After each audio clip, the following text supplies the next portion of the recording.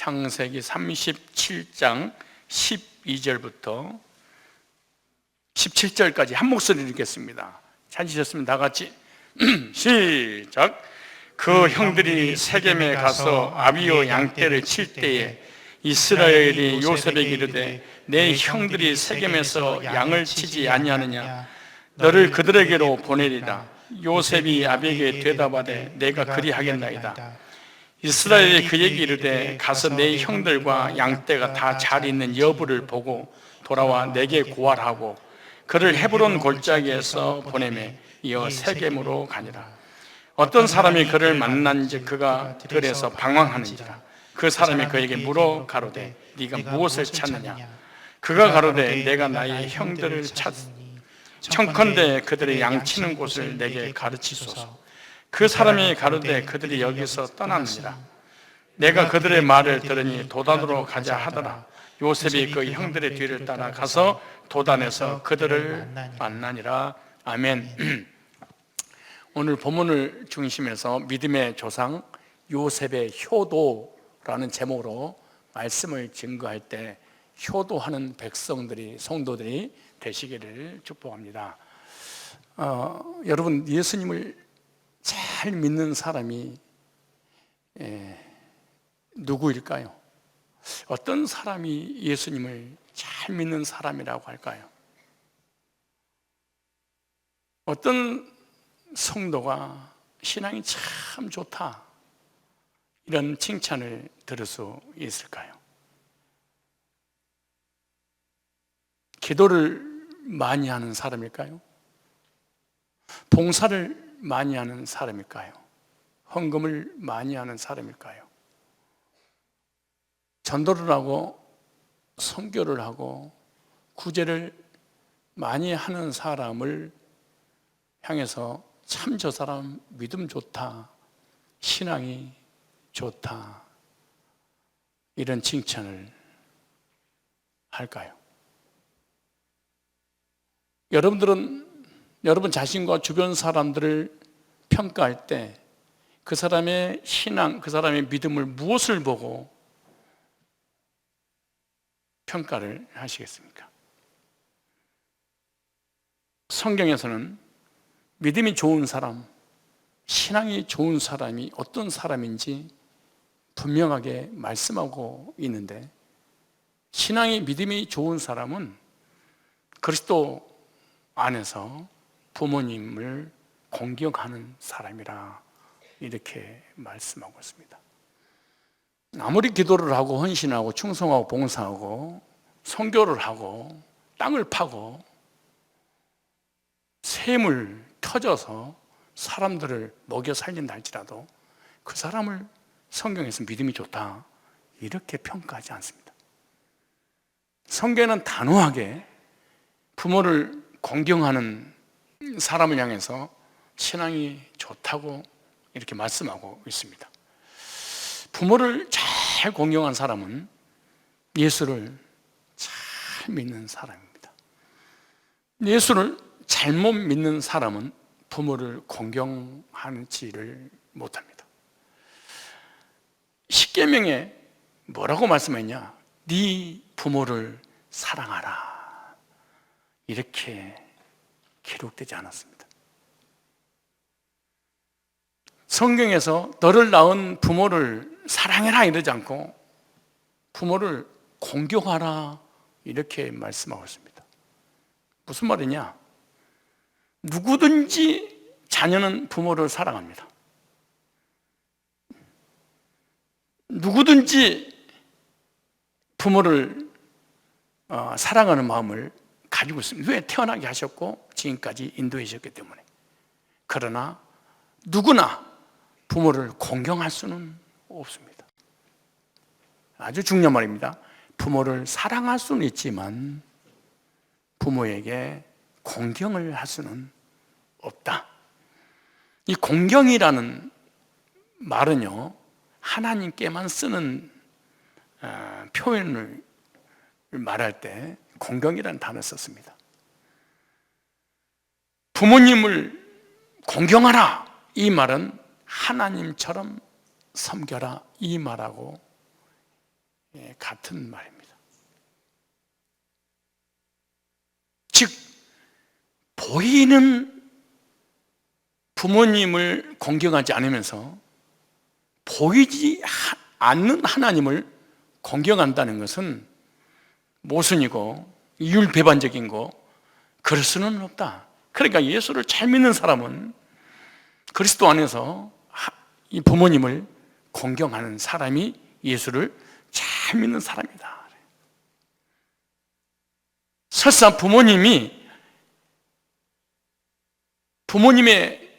자격을 갖추지 못했다 할지라도 부모님이라는 이유 하나 때문에 공경해야 된다. 즉 신앙생활함에 있어서 진리에 어긋난 일을 할 때는 그것을 막을 때는 공경해서는 안 되는 문제입니다. 영적인 그런 문제에 있어서는. 다시 말해도 예수 믿지 마, 하나님 믿지 마 라고 기독교를 믿는 것에 대해서 강력하게 반대를 할 때는 그것 자체를 공경하라는 얘기가 아닙니다. 부모님을 주 안에서 공경하라. 불효는 죄악입니다. 그런데 성경에서 효는 해도 좋고 안 해도 되는 것이 아니라 꼭 해야 된다. 효는 하나님의 계명의 첫 계명이기 때문에 반드시 해야 됩니다. 그래서 예수 잘 믿는 사람은 부모를 공경해야 되는데 예수 잘못 믿는 이단들은 부모를 공경하지 않습니다. 도리어 마가복음 10장 29절을 인용합니다. 예수께서 가라사대 내가 진실로 너희에게 이르노니 나옴이 복음을 위하여 집이나 형제나 자매나 어미나 아비나 자식이나 전토를 벌인 자는 이 땅에서 100배의 복을 받고 내세 영생 얻는다. 이 말씀을 실제로 부모를 불효하고 부모를 떠나서라도 이단의 교리를 받아들이고 집을 갖추려야 되고 이런 악한 이단의 교리들이 있는데 그들이 이 말씀의 의미를 몰라서 그렇습니다. 이거는 우선순위를 얘기합니다. 하나님이 먼저냐 부모가 먼저냐 우선순위를 얘기할 때 영적인 것이 먼저냐 육신적인 것이 먼저냐 우선순위를 결정해라. 우선순위의 결정에 따른 복을 주겠다는 얘기지 부모의 관계를 끊어버리고 모든 관계를 깨라 이런 얘기가 아니에요. 뿐만 아니라 마태복음 10장 34절에 보면 내가 세상에 화평을 주러 온 줄로 생각하지 말라. 화평이 아니 검을 주러 왔노라. 그러니까 주님이 이 세상에 오신 것은 화평케 하려고 온 것이 아니라 검이니까 싸우려고 전쟁하려고 왔으니까 다 관계를 깨서라도 진리를 사수해야 된다. 이렇게 이단의 교리에 빠지게 되면은 이성이 잃어버리게 되고 그리고 부모님과의 관계를 깨버리게 되는데 이들은 잘못된 믿음입니다. 이런 믿음을 가지고 있으면 성경에 형벌을 받는다 그렇게 말합니다. 뭘 받는다? 형벌. 신명기 17장 16절에 보면은 구약 시대에는 돌로 쳐서 사형에 해당하는 죄를 이렇게 말합니다. 그 부모를 경홀히 지금 말해서 부모를 우습게 여기는 자는 저주를 받을 것이라 할 것이요 모든 백성은 아멘 할 것이요 이랬습니다. 제가 그 부모를 경홀히 여기는 자는 저주를 받을 것이라 할 것이요 그럼 여러분들은 아멘 이렇게 하시면 좋겠어요. 자, 그 부모를 경홀히 여기는 자는 저주를 받을 것이라 할 것이요 모든 백성은 아멘. 아멘 했어요. 그러니까 여러분들을 부모를 공경하지 않게 되면은 여러분 스스로 저주받는다고 자인을 했으니까 저주를 받지 않으면 공경을 해야 됩니다. 그런데 사람 앞에도 저주를 받고 참 하나님께서도 징벌을 내려요. 사람도 저주를 하지만은 하나님도 저주를 해요. 잠언서 30장 17절 말씀 보니까 아비를 조롱하며 어미 순종하기를 싫어하는 자는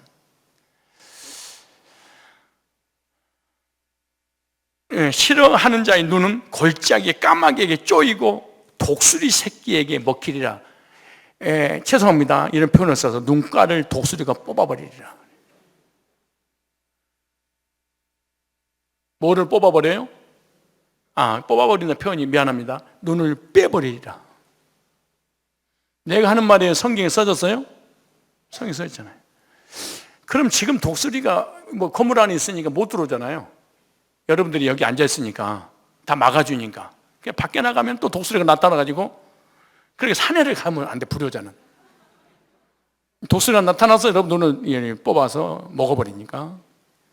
그런 얘기일까요? 그 얘기가 아니고 미래의 비전을 없애리라. 꿈을 주지 않으리라. 너에게 미래에 대한 소망을 갖지 못하게 하리라. 그래, 아무 희망도 소망도 꿈도 비전도 없이 불행하게 바람 부는 대로 물결 치는 대로 그냥 아무 없이 의미 없이 인생을 살다 죽으리라. 그 무슨 말이야? 세상에서 성공된 인생을 살지 못하리라. 그래서 성경은 효도를 명령하고 있는데 사람에 대한 첫째 계명이 부모를 공경해라. 10계명 중에 5계명과 10계명 첫 계명이 부모를 공경해라. 그래서 어버이 주일을 맞이해서 부모에게 효도했던 믿음의 조상의 그 모델 한 명을 선정을 했는데 그 본문에 요셉이라는 사람입니다. 요셉은 믿음의 조상 중에 대표적인 효자로서 성도의 삶이 본이 되기 때문에 그렇습니다. 요셉의 효도는 어떠했는가? 요셉의 효를 말씀을 통해서 오늘 우리가 깨닫고 요셉의 효처럼 우리들도 부모님에게 효를 해야 되겠다라는 그런 생각이 들어집니다. 그러면 믿음의 조상 요셉은 어떤 효를 부모님에게 했는가? 첫째, 아버지 말씀에 100% 순종하는 사람이었다. 뭐하는 사람? 순종하는 사람. 창세기 37장 오늘 12절부터 17절까지 내용입니다. 그 형들이 세겜에 가서 아비 양떼를 칠 때에 이스라엘이 요셉에게 이르되 네 형들이 세겜에서 양을 치라. 지명을 왜 이렇게 자세하게 기록했는지 알아야 됩니다. 양을 치지 아니하느냐? 너를 그들에게 보내리라. 요셉이 아비에게 대답하되 내가 그리하겠나이다. 이때가 요셉의 나이 17세 사춘기. 우리 청소년 아이들의 나이잖아요. 근데 보세요, 이스라엘이 그에게 이르되 가서 네 형들과 양떼가 다 잘 있는 여부를 보고 돌아와 내게 구하라 하고 그를 헤브론 골짜기에서 보내매 헤브론에서 세겜 쪽으로 어떤 사람이 그를 만났니? 그가 둘에서 방황한지를 그 사람이 그에게 물어가로되 네가 무엇을 찾느냐? 그가 가로되 내가 나의 형들을 찾사오니 청컨대 그들이 양치는 곳을 내게 가르치소서. 그 사람이 가로되 그들이 여기서 떠났느니라. 내가 그들의 말을 들으니 도단으로 가자 하더라. 요셉이 그 형들의 뒤를 따라가서 도단에서 그를 만난지라. 요셉은 아버지 말씀에 순종하는 믿음의 조상이 됐는데요, 야곱은 자식들이 염려스러워서 그 안부를 알고 싶어서 막내 아들 요셉에게 형들이 있는 곳에 찾아가서 살았는지 죽었는지 어디 있는지 얘기 좀 해주라 라고 보냅니다. 왜 이 본문이 중요하냐 그러면 당시 유목민들은 푸른 초장에 물가로 양들을 물가를 찾아서 양들을 인도해서 그 풀을 먹이기 위해서 그 많은 양들을 수십 리 수백 리 길을 돌아다녔습니다. 그런데 헤브론에서 세겜까지 거리가 몇 킬로냐? 100킬로 정도 됩니다. 그 100킬로면 뭐냐? 여기서 대전 거리입니다. 여기서 대전 거리면은 그 당시에 교통편이 좋지 않을 때잖아요. 말이 있었잖아요. 근데 요셉은 말을 타고 간 것도 아니고 걸어서 하루 반나절을 목적지까지 도달해야 됩니다. 그때 시족 사회이기 때문에 언제 어디서 적군에 의해서 죽을지 전혀 예측도 할 수 없는 그런 상황에 걸어서 그 형들이 있는 그 100km를 걸어서 갔습니다. 어린 요셉이 얼마든지 아버지 말도 안 되는입니다. 내가 그렇게 쉬워 보여요? 내가 그렇게 우습게 보여요? 다른 애들도 시키는 것도 아니고 너희들 시키는 것도 아니고 나이를 시키는 겁니까? 나 집 나가버릴 거예요? 청소년이기 때문에 얼마든지 불효할 수 있고 불순종하고 거부할 수 있습니다. 그러나 말 한마디 대꾸하지 않고 그리하겠나이다. 생명을 걸고 순종을 했습니다. 어린 나이에. 요즘 아이들에게 부모님이 심부름 시키면 뭐라 그럴까요? 엄마, 아빠, 내가 그렇게 우습게 보여? 나 사춘기인지 몰라? 집 나가버려? 발로 문을 차고 그릇을 부시고 집 나간다고 난리치며 덤비면서 엄마, 아빠, 나 게임하는 거 안 보여?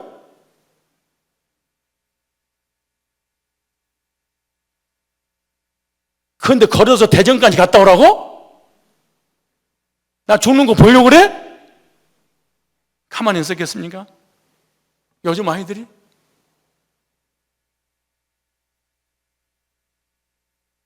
100km를? 거리하고 전혀 상관없이, 죽음하고 전혀 상관없이 그리하겠나이다. 시작. 그리하겠나이다.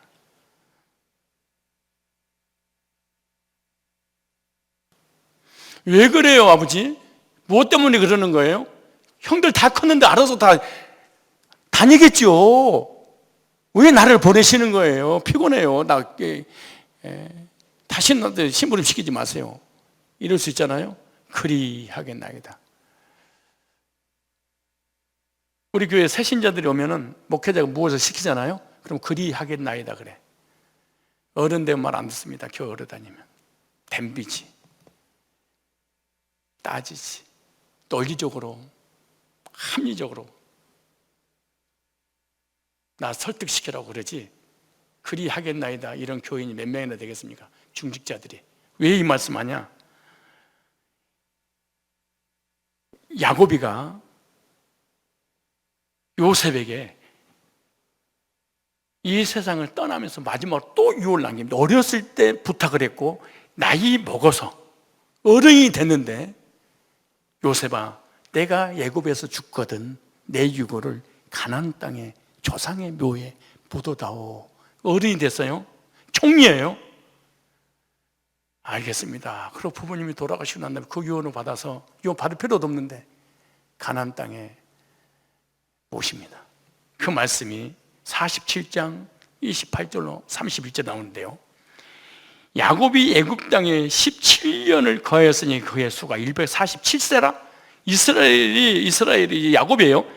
죽을 기한이 가까우니 그가 그 아들 요셉을 불러 그에게 이르되 이제 내가 내게 은혜를 입었거든 청하노니 네 손을 내 한도뼈 아래 넣어서 나를 인애와 성심으로 데려와요. 애굽에 장사하지 않기로 맹세하고. 나 여기서 죽거든 장사 지내지 말고 내가 조상들과 함께 눕거든 너는 나를 애굽에서 메어다가 선영의 장사라. 요셉이 가로되 내가 아버지 말씀대로 행하리이다. 요셉은 당시에 총리였습니다. 명예, 권세, 권력 최고의 높은 직위에 있습니다. 그런데 아버지와 아버지 식구들은 당시에 애굽의 노예였죠. 그잖아요. 한마디도 대꾸하지 않고 그리하겠나이다. 그러니까 요셉은 나이 어렸을 때도 순종했고 없을 때도 순종했고 약했을 때도 순종했고 가진 게 아무것도 없을 때도 순종했고 부귀 영화 명예 권력 물질 권세 그리고 최고의 직분을 가지고 있는 총리일 때도 어른이 돼서도 여전히 순종했습니다. 아이가 부모님에게 어렸을 때도 순종하고 장가 가서도 순종하고 아버지가 이 세상을 떠나기 직전까지 순종하는 사람이 얼마나 될까요? 없을 때는 용돈 받으려고 부모의 슬하에서 어쩔 수 없이 말을 듣지만은 자기 모든 것을 부모님은 갖지 못하고 자기는 다 가졌는데도 불구하고 순종했어요? 쉽지 않지요. 많고 많은 형들은 왜 나한테 그러는 거예요? 아버지가 형들을 잘 있냐고 안부를 묻고 돌아와서 보고하라고 그 말만 안 했어도 내가 형들한테 죽을 뻔하고 노예로 끌려가서 누명을 쓰고 감옥에 들어간 일이 없었을 것인데 내가 이제 마지막 떠나기 전에 할 말 하고 내가 보내겠어. 이래도 되잖아요? 무식할 때도 순종하고, 유식할 때도 순종하고, 없을 때도 순종하고, 있을 때도 순종하고, 어릴 때도 순종하고, 나이 먹어서 순종하고. 부모님이 무엇인가 힘이 있을 때도 순종하고, 부모님이 아무런 힘이 없고 자기에게 힘이 주어질 때도 순종하고. 딱딱하니까 교회를 적용해볼까요? 성도들이 교회 와서 새신자 때도 목회자에게 순종하더니만 장로가 돼서도 순종하는구나. 새신자 때도 순종하더니 권사가 되고 안수집사가 되고 직분제가 돼서도 그대로 변하고 순종하는구나.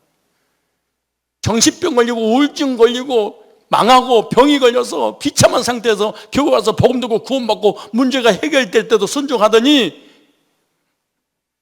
이제는 목회자보다 더 세상적으로 또 영적으로 교회적으로 부족함이 없는 모든 것을 다 가져도 여전히 순종하는,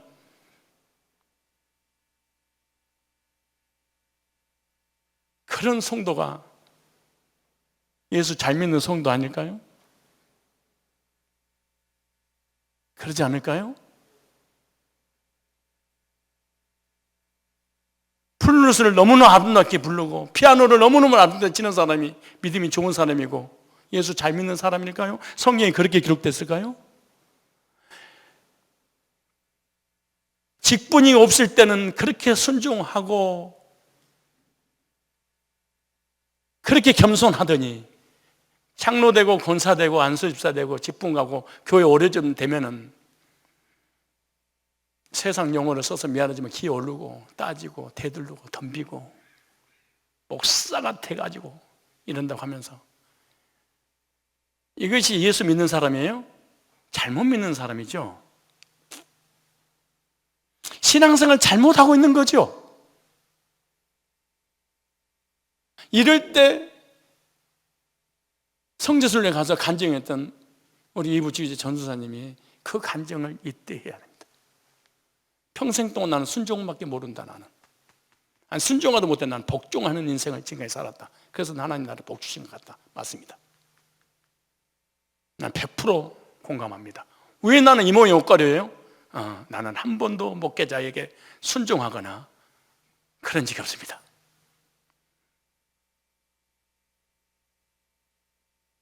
이거는 영적인 구원의 문제가 아니라 이건 우리 땅의 삶의 문제입니다. 이거는 일반 은총의 문제입니다. 일반 은총에서는 땅의 문제고 구원의 문제는 하늘의 문제입니다. 요셉은 왜 내가 이걸 강조하냐? 사춘기 때도 순종하고 어린이 때도 순종하고 새신자 때도 순종하고 직분, 엄청난 직분을 맡아도 순종하고.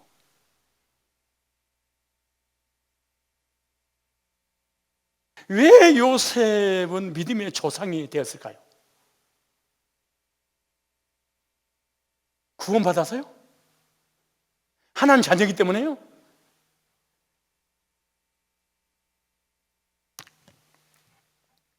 창세기 50장 12절에 이렇게 말합니다. 유언대로 야곱의 아들들이 부명을 쫓아 행하여 그를 가나안 땅으로 메어다가 마므리 막벨라 밭 굴에 장사했으니 이는 아브라함이 해족속 에브론에게 밭과 함께 사서 소유 매장에 삼은 곳이다. 요셉이 아비를 장사한 후 자기 형제와 함께 애굽으로 돌아왔더라. 돌아가시기 전에도 순종하고 돌아가시고 난 이후에도 순종하고, 목회자가 힘이 있을 때도 순종하고 힘이 없을 때도 순종하고, 목회자가 30, 40대 목회 팔팔하게 할 때도 순종하더니 70대 노인이 돼서도 순종하고.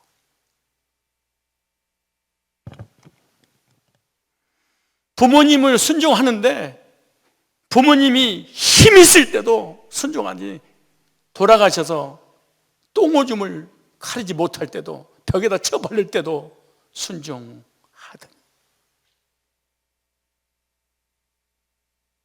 필리핀에다가 제주도에다가 여행 보내준다고 놔둬버리고 오는 것이 아니고, 형이 섬기세요, 네가 섬겨라, 누나가 섬기세요, 막내가 섬기세요, 이런 게 아니고 내가 그리 하겐 나이다. 믿음의 조상입니다. 저와 여러분들이 만약에 부모에게, 영적인 부모든 육신적인 부모든 이렇게 순종한다면 여러분은 믿음의 조상입니다. 이 말씀을 들으면서 여러분들이 우리 자녀들 잘 듣고 있겠지 지금? 이렇게 해서는 악인이 그런 것입니다. 아주 악한 자입니다. 이 사람은 거듭난 성도로서의 언어가 아니죠. 지금부터라도 내가 이렇게 해야지, 이래야지. 우리 목사님 오랜만에 발음하라네. 우리 애들이 잘 듣고 순종해야 될 텐데 이걸 녹음해놨다가 다시 틀어줘야지, 이런 생각하지 말고 나부터 이렇게 해야 됩니다. 아빠, 왜? 아빠 얼굴 주름살 좀 봐. 그리고 머리가 하얘. 왜 그렇게 됐어, 아빠? 그러니까 네가 속삭여서 그러지 누구 때문에 그러겠어? 그러니까 아이가 듣고 있다가 방에 누워있는 그 할아버지는 왜 그렇게 머리가 하얗고 얼굴이 주름살이 심해요?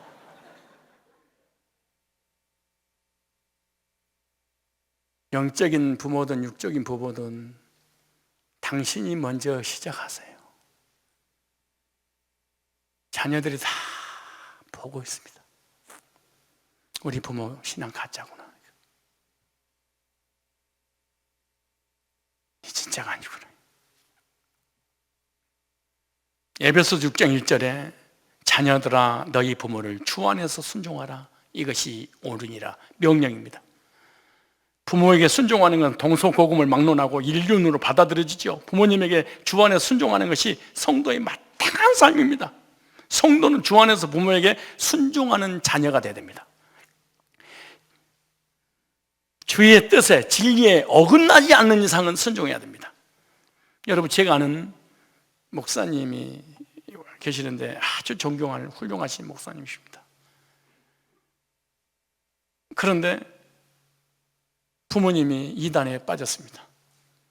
이단에 빠져 있다 보니까 만날 때마다 진리를 가지고 토론을 하게 돼서 논쟁이 벌어지게 됩니다. 그래서 서로 앉으려고 합니다. 결국 관계가 깨지고 미운 생각이 들어져서 나중에 회개하고 돌이켜서 그랬답니다. 아, 부모님 만나거든 진리에 관한 얘기를 적고 부모로서 공경하자, 부모로서 순종하자. 그래서 마음이 그렇게 편안할 수가 없더래. 부모님이 잘했냐 못했냐, 능력이 있냐 없냐, 실력이 있냐 없냐, 나한테 잘해줬냐 못해줬냐 관계없이 부모의 말씀에 순종하는 것이 요셉의 효입니다.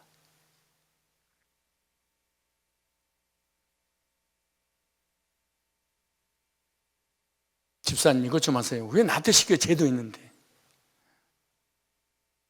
왜 여러분들에게 제가 뭔가 부탁을 안 할까요? 안 할 겁니다. 관계 깨지니까.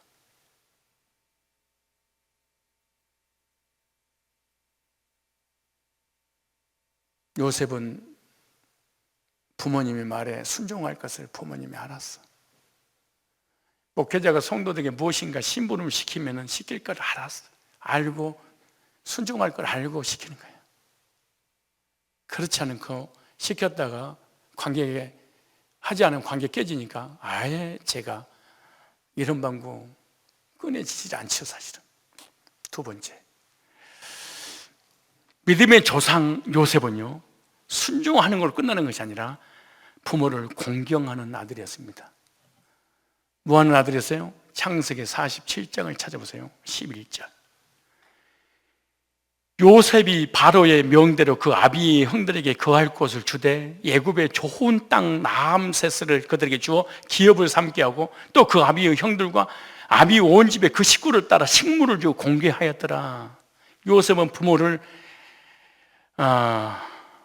아버지를 공개하고 공양하는 그런 아들이었습니다. 아버지를 가나안 땅에 흉년이 들자 먹고 살기 힘들고 굶어 죽을 직전에 자기를 그렇게 괴롭히고 고통을 줬던 형제들 다 불러다가 식물로 공개를 했습니다.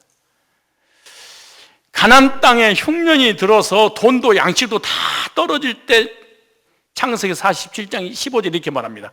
애굽 땅과 가나안 땅에, 전 세계적인 IMF죠. 돈이 지난지라 애굽 백성이 다 요셉에게 와서 가려되 돈이 지나였사니 우리에게 식물을 주소서 어찌 주 앞에 죽으리까. 애굽 땅과 가나안 땅에 다 흉년으로 굶어 죽어가는 이런 일이 벌어질 때입니다. 근데 불러다가 아버지를, 가족들을 책임졌습니다.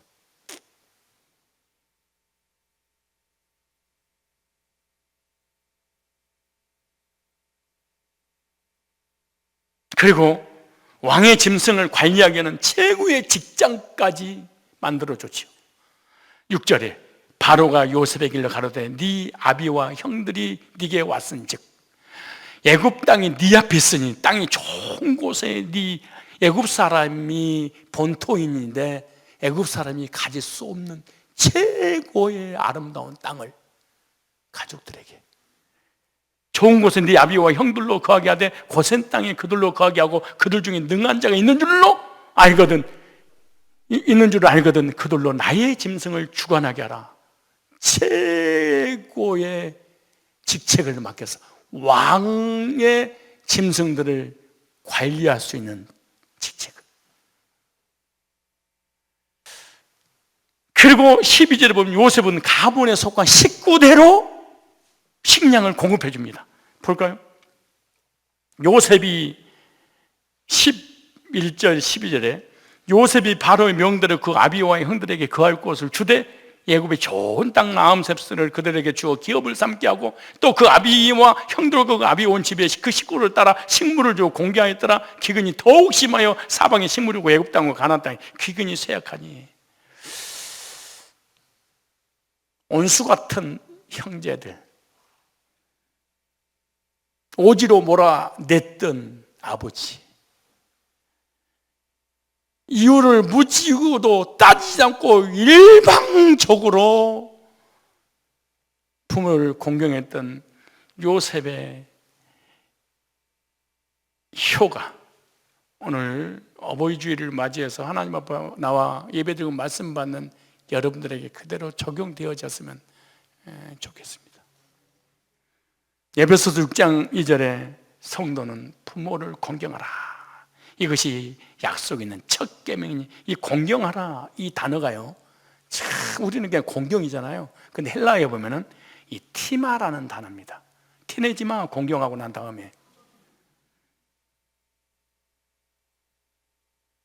따로 티마, 이거는 값을 치르다, 대가를 지불하다 이런 뜻입니다. 부모에게 값을 지불해라, 대가를 지불해야 돼. 무슨 말이야? 부모에게 너 빚졌지? 빚 갚은 심정으로 부모를 섬겨라. 진짜 빚졌잖아. 이건 영적인 얘기가 아니고 도덕적인 얘기잖아요. 빚졌잖아요. 이 세상에 태어나고 우리 배 나오게 하신 분이 누구예요? 부모님입니다. 초등학교, 중학교, 고등학교, 대학교 보내준 분이 다 부모님입니다. 여러분 혼자 태어난 줄 아십니까? 더 여러분 혼자 큰 줄 알아요? 83살 먹은 아버지와 53살 먹은 아들과 방 마루에서 자연이 아름답게 보이는 곳에 앉아 있는데 까치가 계속 울어. 그러니까 83살 드신 똑인 아버지가 53살 아들한테 아들아, 네 아버지, 저 우는 저 새소리가 뭐니? 네, 까치예요. 좀 있으니까 아들아, 네? 저 우는 까치가 뭐니? 까치예요. 또 물었습니다. 세 번째, 좀 있으니까 경력이 없으니까 또 묻는 거예요. 아버지가 아들한테 묻는 거예요. 저 우는 새 이름이 뭐니? 까치라고요! 몇 번 말해요? 알아들어야지. 3번 얘기했는데.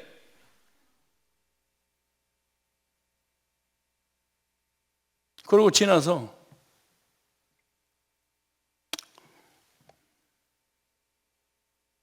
좀 있다가 아들이 방에 들어가서 아버지 일기장을 보게 됐어요. 넘기는 중에 53년 전에 이거 내가 감정에 복받쳐 눈물 나려고 그러는데 갑자기 생각에 낸 것이라 할지라도 53년 전에 아기가 어렸을 때 아버지하고 똑같은 자리에 아들하고 앉아있는데 아들이 묻더래. 아빠, 저는 새가 뭐야? 그러니까 까칠한다. 좀 지나니까 아빠! 왜? 저우는 새 이름이 뭐예요? 까칠한다. 그러면서 옆에 보니까 몇 번을 물어봤냐? 150 몇 번을 아들이 물었을 때 거기다 써놓기를 아들이 아버지에게 150 몇 번을 물을 때 너무너무 감격해서 그 말을 듣고 아빠는 울었단다 이렇게 써놨대. 그걸 보고 하염없이 울었대 아들이.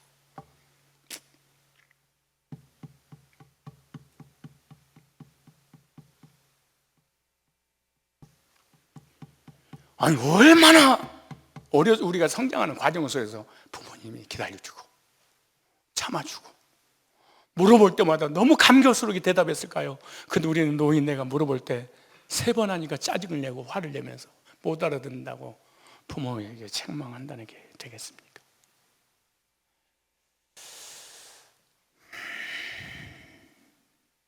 우리가 우연히 컸습니까?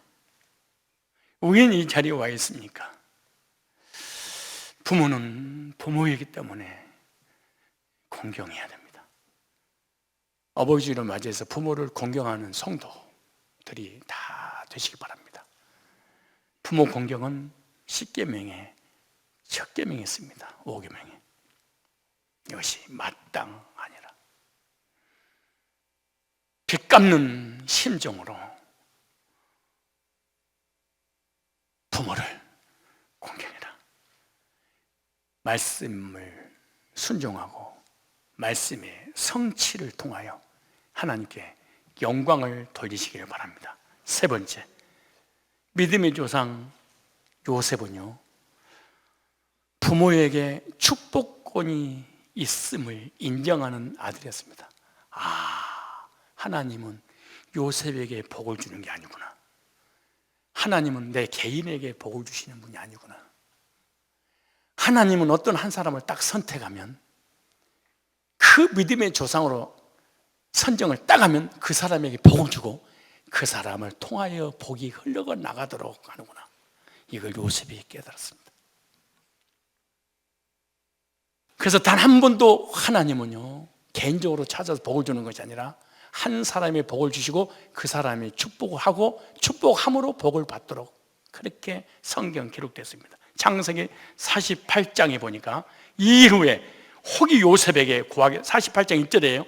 네 부친이 병들었다므로 그가 그 2 아들 므낫세와 에브라임과 함께 이르니 혹이 야곱에게 구하되 내 아들 요셉이 네게 왔다 하면 이스라엘의 힘을 내어 침상에 앉아 요셉에게 이르되 이전에 가나안 땅 루스에서 전능한 하나님이 내게 나타나 복을 허락하여 내게 이르시되 내가 너로 생육하게 하며 번성하게 하여 네게서 많은 백성이 나게 하고 내가 이 땅을 네 후손에게 주고 영원한 기업이 되게 하셨느니 하나님께서 야곱에게 나타나셔서 아브라함에게 주셨던 이삭에게 주셨던 그 복을 나에게 주셨는데 이 복을 흘러보내야 되는데 내가 죽을 때가 됐구나. 근데 죽기 전에 축복을 해야 되는데 요셉이 없습니다. 요셉도 아버지가 떠나기 전에 축복을 받아야 되는데 이 소식을 들었습니다. 그래야 부랴부랴 달려서 축복 받으려고 2 아들을 데리고 나갑니다. 이 1절로 3절이잖아요. 요셉은 왜 부모에게 자녀들을 데리고 와서 축복 기도를 받았을까요? 부모에게 축복권이 있다는 것을 알았기 때문입니다.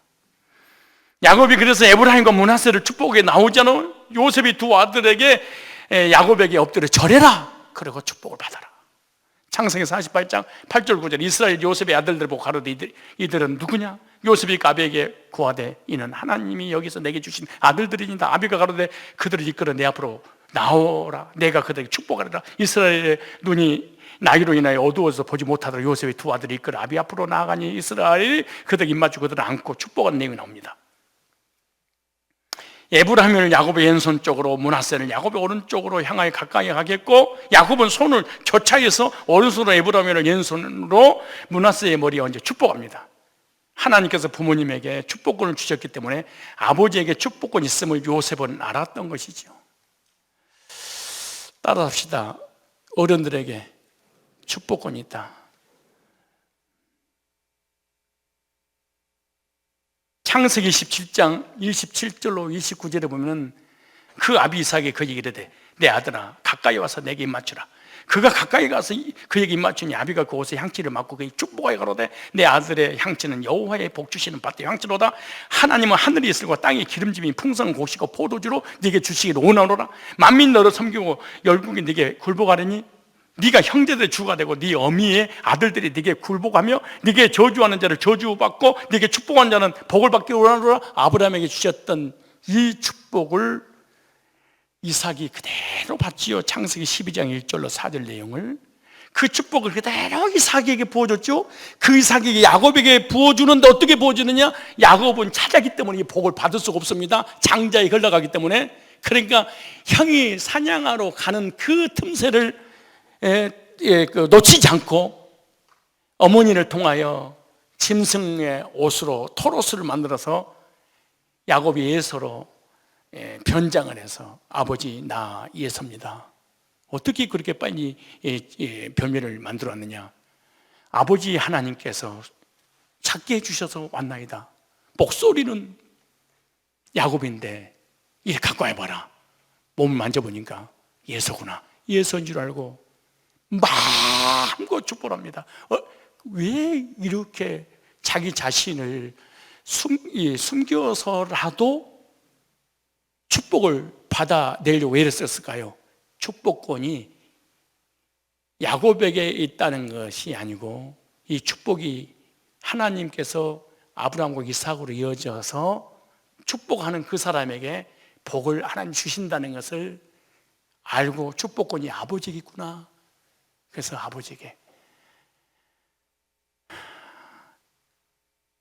아버지를 속여서까지 축복을 받아냈습니다. 따라서 합시다. 부모님에게는 축복권이 있다. 부모의 축복을 받아야 되고 부모는 자녀들에게 축복하며 살아야 됩니다. 부모가 자녀들을 막 저주하고 이래서는 안 됩니다. 그리고 자녀들은 축복권이 있다는 것을 믿어야 됩니다. 그래야만이 축복을 받아 누릴 수 있겠죠. 그런데 부모님뿐만 아니라 제사장에도 축복권이 있죠. 민수기 6장 23절로 27절에 아론과 그 아들들의 구하여 이르기를 목회자지요. 넌 이스라엘 자손을 위하여 이렇게 축복하여 이르되 그들은 이같이 내 이름으로 이스라엘 자손을 축복할지니 내가 그들에게 복을 주리라. 집의 가장인 부모님에게 축복권을, 교회의 영적인 가장인 목회자에게 축복권을, 이런 축복을 성도들 어떻게 받아 누릴 수 있을까요? 관계가 좋을 때. 부모가 언제 자녀에게 용돈을 막 주고 싶죠? 관계가 좋을 때. 아빠 나에게 축복해 주세요 라고 언제 할 수 있죠? 관계가 좋을 때. 언제 목회자가 성도들에게 막 축복해 주고 싶죠? 관계가 좋을 때. 목사님 저에게 축복 주세요 이 말 하지 않아도 축복해 주고 싶어서 몸살이 나는 성도가 있더라고. 목회를 하다 보니까 저분 잘 돼야 되는데, 저분 행복해야 되는데.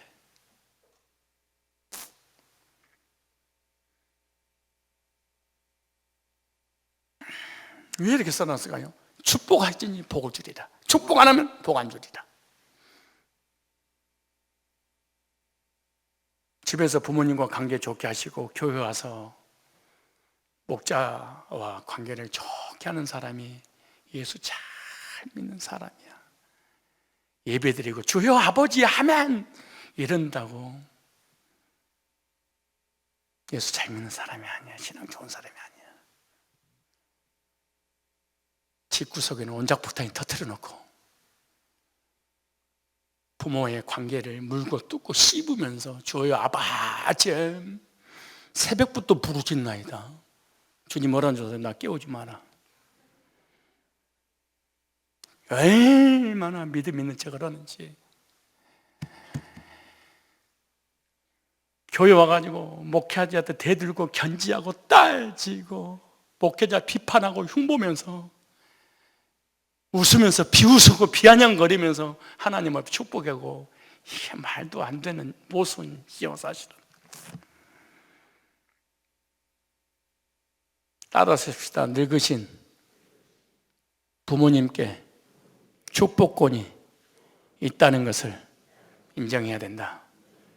교회 와서 목회자에게 축복권이 있다는 사실을 진짜로 이 사람이 인정한다면 하나님은 사람일 거고, 만약 이걸 믿는다면 관계가 얼마나 좋을까요?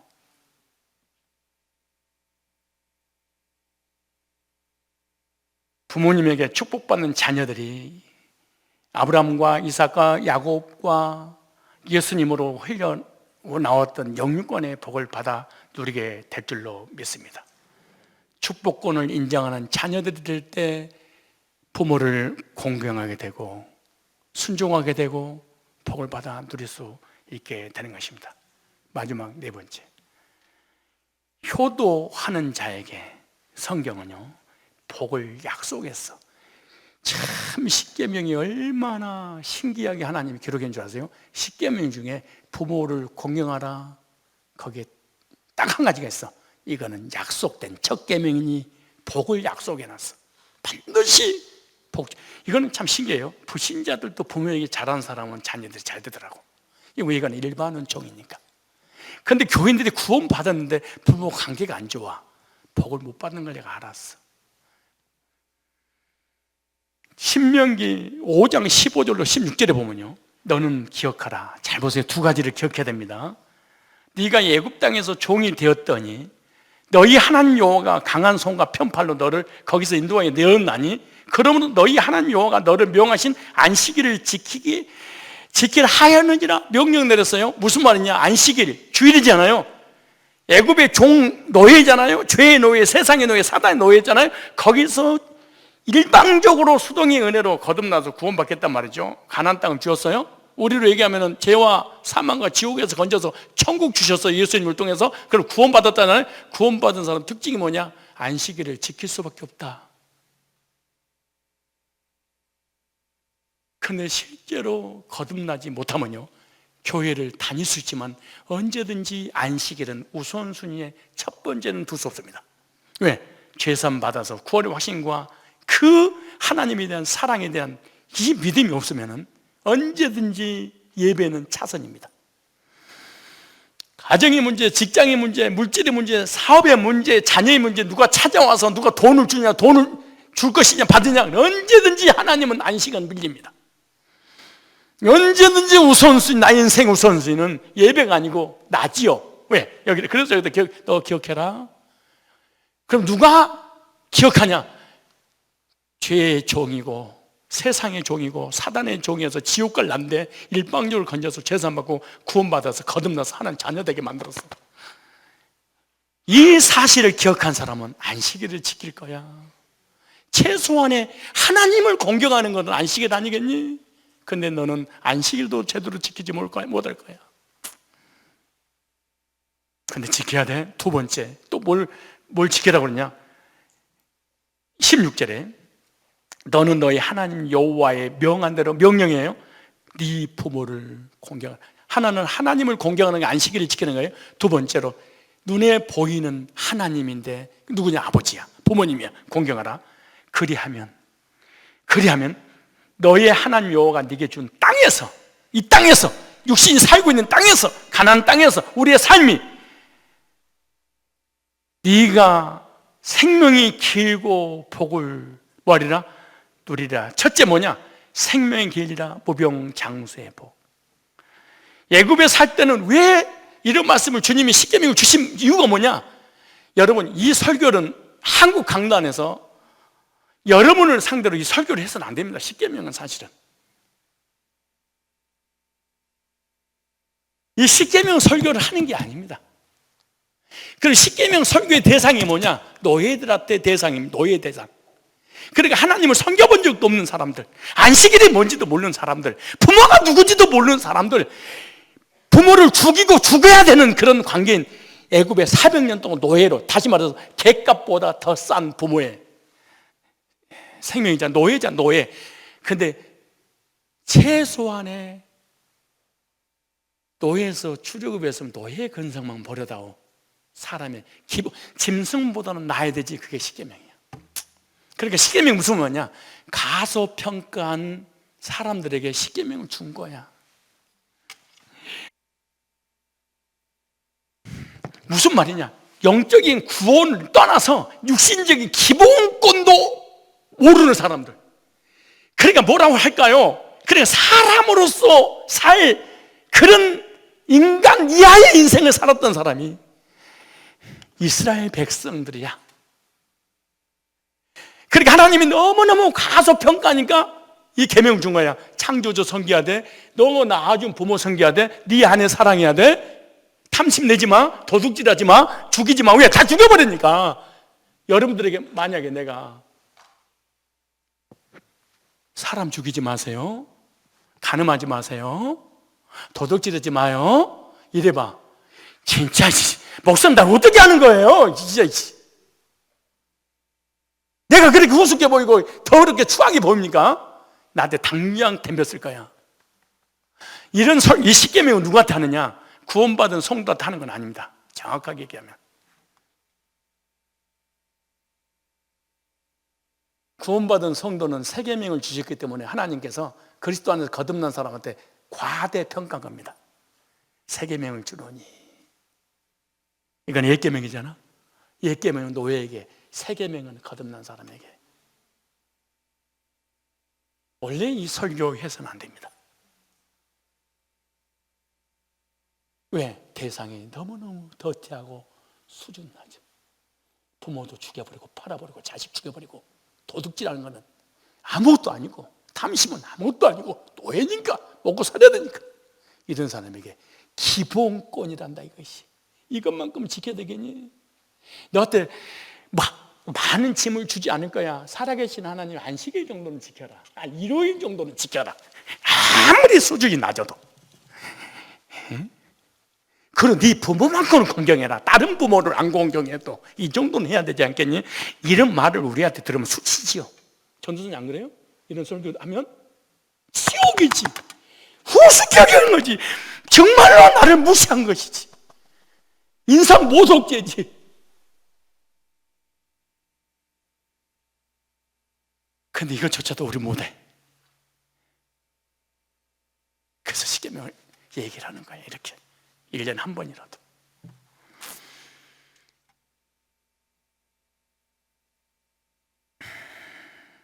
인간의 기본 도리 아닙니까? 영적인 부모 하나님, 육신적인 부모 우리 낳아주신 부모님. 십계명이 약속된 계명은 하나입니다. 부모에게 효도하는 자에게 장수의 복을 약속했습니다. 부모를 공경하는 사람은 장수한다는 것은 의학적으로도 밝혀진 바 있죠. 왜냐? 부모님과의 관계가 좋으면 마음이 평안해. 근데 부모님과 관계가 안 좋으면 마음이 불편해. 그러니까 스트레스가 쌓여. 그래서 모든 병이 걸리는 거야. 부모님에게 잘하는 사람은 관계가 좋으니까 마음 평안해. 그러니까 병이 안 걸리는 거야. 담배 피는 사람이 빨리 죽는 이유가 그래서 그래. 담배 니코틴 때문에 죽는 것도 있지만 꼭 그런 건 아니야. 사람 집사가 담배 피고 있는데 사람이 따고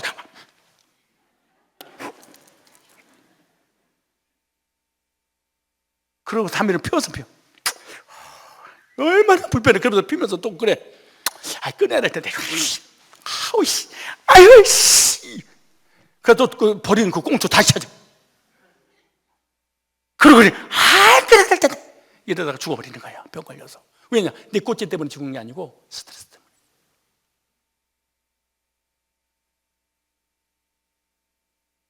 여러분들이 병 때문에 죽는 것이 아니고 수명이 다 돼서 죽는 것이 아니라 부모님 관계가 안 좋으니까 불편하니까 마음이.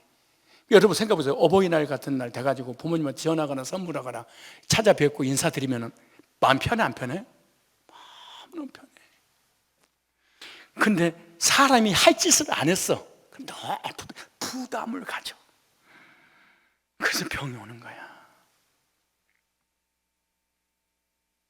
건강하게 살기를 원한다면 부모님에게 잘 하십시오. 부모를 위해서 하는 것이 아니라 너를 위해서라도 그렇게 하셔야 됩니다.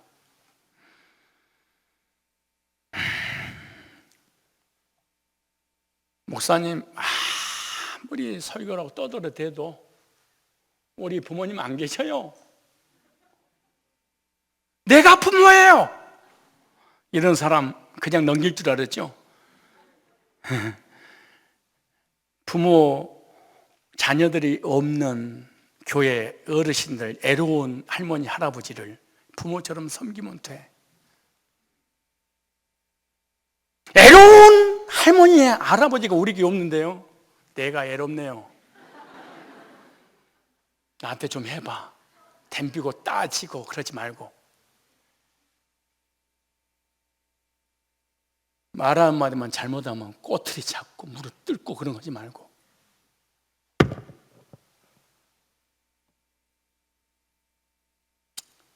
잘난 척하지 말고. 부모가 실력 있고 능력이 인격이 출중해서 자녀가 존경합니까? 그래야 존경의 대상입니까? 그렇지 않아요. 부모님은 보다 자녀들이 훨 인격이 성숙하고요, 성장하고 믿음도 좋고요. 그리고 학벌이 더 좋은 사람 많습니다. 그렇잖아요. 자녀들 훨 낫죠. 공부도 많이 해서. 그래도 부모란 이유 하나 때문에 공개. 성도를 요즘 박사학위 받은 성도들이 얼마나 많습니까? 목회자 부족한 점이 얼마나 많습니까? 목회자이기 때문에 자격을 갖춰서가 아니고.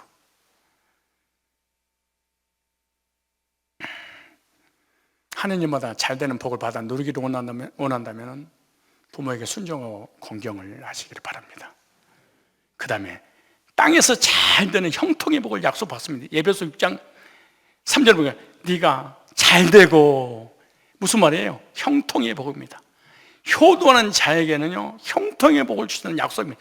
믿음의 조상들의 특징 중 하나가 뭔지 아세요? 참 신기하더라고요. 성경을 연구하다 보니까 믿음의 조상들의 공통점이 구원만 달랑 받고 끝나는 게 아니야. 부모에게 100% 하나님의 사랑을 받으니까 부모를 사랑하게 돼 있더라고. 보니까 다 효도했어. 어느 한날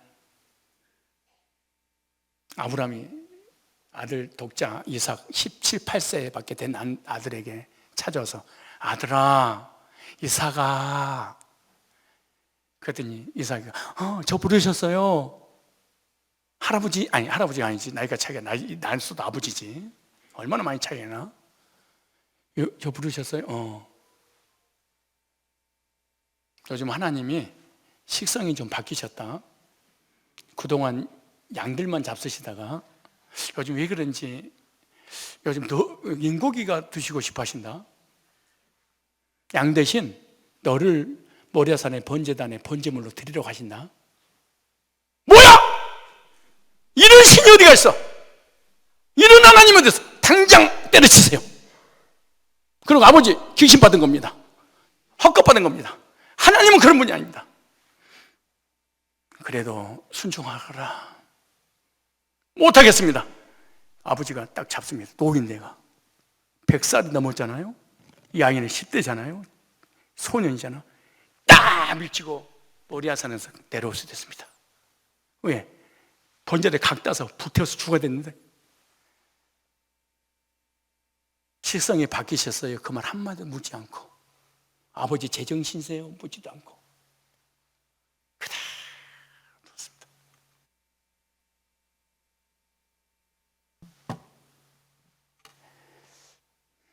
부모님이 여러분들에게 그러는 것을 요구도 안 하시겠지만, 만약에 부모님이 여러분들에게 무엇인가 요구하면 순종할 수 있겠습니까?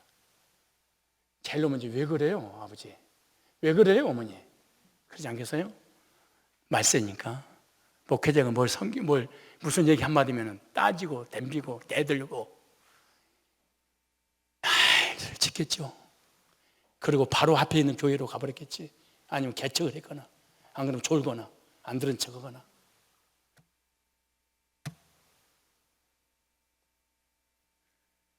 한 번의 순종으로 이삭은 믿음의 조상 중에 단 한 번도 시련과 환난과 고난을 겪지 않고 평생을 복을 받아 누리며 살았습니다. 요셉도 순종의 사람이라고 말씀드렸잖아요. 17세 어린 소년한테 100km 교통이 불편할 때 걸어서 생명을 걸고 부모님, 그 가족들의 안부를 물어서 돌아오라고 그럴 때 어떤 자녀가, 여러분에게 물어볼까? 여러분 부모님이 여러분 자녀들에게 대전 좀 걸어서 갔다 와라. 한번 그래 봐봐. 아니, 만약 그래도 죠. 갈 수 있는 손 들어봐, 걸어서. 그러니까 믿음 있니 어쩌니 그런 얘기 어디 가서 하지 마라. 그냥 하지 마라. 잘난 척하고 믿음 있는 척하고 막 신앙 있는 척 하지도 마라. 교회에서 목사가 대전까지 가가지고 걸어서 뭐 좀 가져오세요. 그래 봐. 목사한테 덤빌 수 없지만 다른 교회로 바로 가버릴걸? 안 그러면 미쳤다고 신문에 내거나. 우리 드디어 목사는 60밖에 안 됐는데 노만 걸렸다고 그럴 거예요. 치매했다고. 90% 그러겠죠. 말을 들어요? 불가능한 일이겠지. 근데 요셉은 순종했습니다. 그 순종의 길이 평탄하지 않았지요.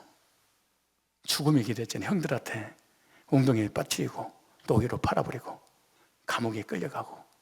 그러나 결국에는 그 순종한 결과 애굽의 국무총리로 하나님이 최고의 자리를.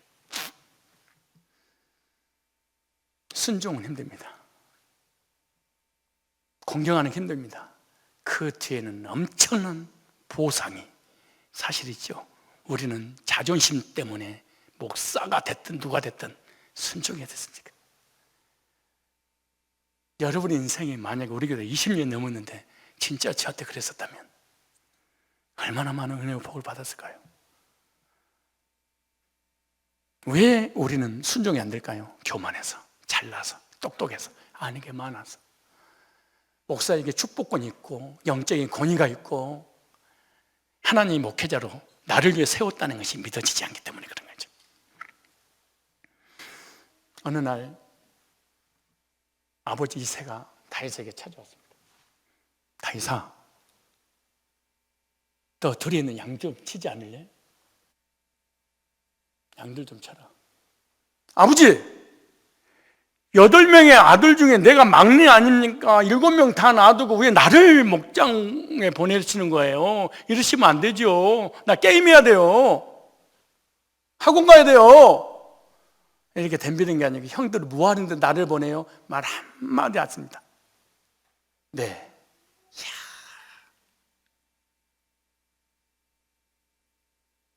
한마디도 여러분 믿음의 선지들의 공통점이 부모님이라든가 목회자가 무슨 말을 할 때 단 한 번도 왜 그랬어요? 물어보지도 않아.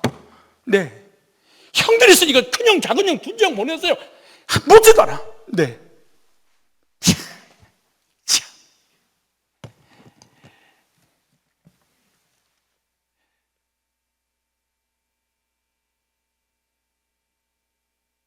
왜 8명 중에 막내 다윗을 아버지가 보냈을까요?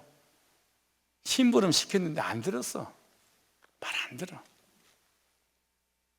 왜 새신자를 시킬까요? 기존 신자 안 시키고 말 안 들어요.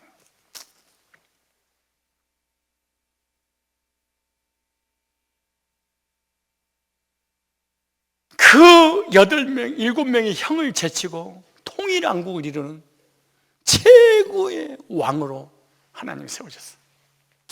보상. 심부름 힘들죠. 불가능한 것들 있잖아요. 다 순종했습니다. 순종의 결과 엄청난 복들을 결과적으로 받아들이게 돼요. 우리는 복 받기를 원하는데 부모를 공경 안 하고 윗사람을 공경하거나 목회자를 공경하지 않고 순종하지 그런 거 안 하죠. 그리고 새벽부터 기도하고 금식하고 헌신하면서 복 달라고 부르짖지요. 원리는 모르고. 그 성경이 뭐라죠? 부모를 사랑해라 이런 게 성경은 없습니다. 공경해라 그랬지. 왠 줄 아세요? 자녀는 누구나 사랑해. 그러나 순종은 안 해. 자녀는 부모 순종하고 사랑을 해. 그러나 공경은 안 해.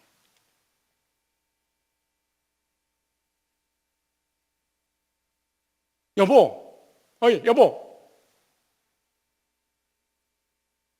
당신 사랑해. 말은 남편이 아내한테, 그러나 아내 말은 안 들어.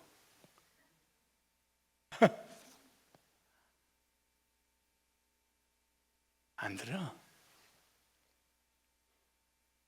여보,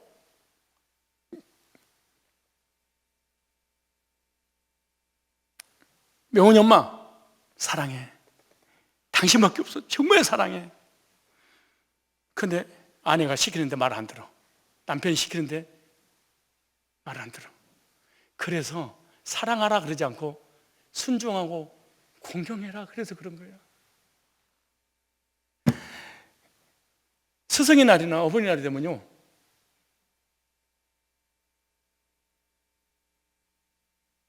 목회자한테 사랑한다고 하트가 빵빵빵빵 하고 올려. 근데 요즘은 하트가 빵빵 올리니까 안 되니까 무슨 통에다 담아놓고 푸는 하트가 있어. 이렇게. 다 성도가 목회자 사랑해. 순종은 안 해. 복음을 전했는데 사랑하지 않는 성도가 되겠어. 그러나 공경은 하지 않아.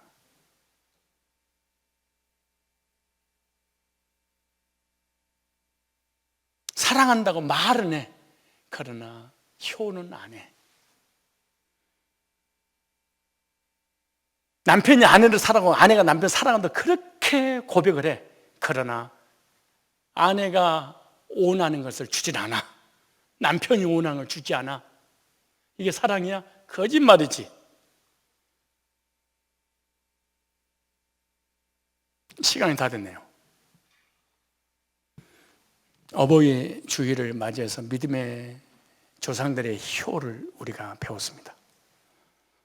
나도 효를 함으로 인해서 내 후손들에게, 우리 엄마는, 우리 아버지는 믿음의 조상이었어.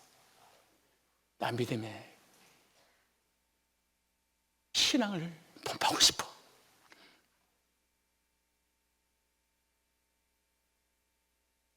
그래서 건강의 복과 땅에서 잘 되는 복을 받아 누리시기를 주님의 이름으로 축원합니다.